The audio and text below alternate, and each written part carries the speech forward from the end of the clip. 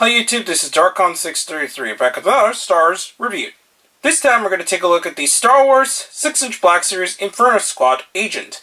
Now this figure has been a real struggle to get a hold of, especially since outside of the Royal Guard sets, a lot of the GameStop exclusives for the Star Wars related products have been absolutely difficult to get a hold of. Even if you pre-ordered the figure, seeing as what happened with this particular figure and for Supreme Leader Snoke with this throne room, it's been very difficult to get a hold of any of the figures, even if you pre-ordered as far back as when they initially got put up on the website. I pre-ordered this figure back in April, and now it is fully October, and I finally was able to get a hold of this figure, and I find that very frustrating that it took this long to actually be released. Anyways, we're going to take a look at the box. The box itself is pretty close to the standard 6-inch Black Series scale. However, there's a few differences. One, obviously does have the only a GameStop logo there. Says that it is from Battlefront II. It's an exclusive, so it doesn't have any numbering, and has a pretty long bio actually on the back. So now we're going to take a look at the figure. This figure itself can kinda represent Indin Versio, or however you pronounce her name. I'm not really sure how you pronounce it, especially since the game has not come out yet. So hopefully by the time the game comes out, I'll be able to finally get the name down. Anyways, here is the Inferno Squad agent next to the only other 6-inch TIE Fighter pilot I currently own, and that is the one from The Force Awakens. Now obviously there is a lot of differences between the Force Awakens style troopers for the First Order versus the Empire style pilots, but it's still pretty close, and it's definitely inspired from those original designs.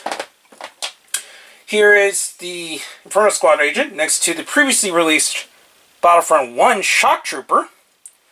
And it's nice that we actually got more of these kind of specialized troop variants outside of the standard movies. So, now we're going to take a look at the figure more closely.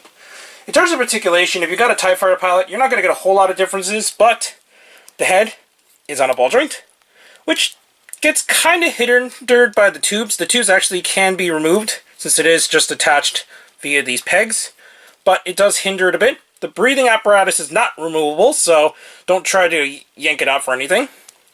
It does have ball hinges at the shoulders, ball hinges at the elbows. It does not have any point of articulation on the actual glove there, but it does have standard wrist articulation for a 6-inch Black Series scale. He does maintain the same waist articulation, although you're not going to get really any ab crunch out of this one. He has fully jointed hips, swivels at the thighs, double joints at the knees, and full ankle tilt.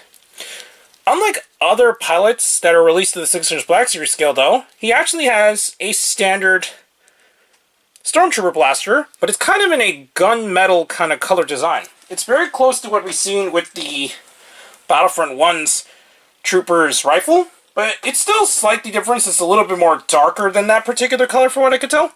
And it's nice that you actually have some kind of variant of a weapon here. You can actually store the gun in a holster that's around his belt. So that's really awesome that it actually has a different type of weapon, unlike the standard kind of TIE Fighter pilot characters. So overall, I think this is still a very nice figure, but it does get hindered by how hard it is to actually get a hold of.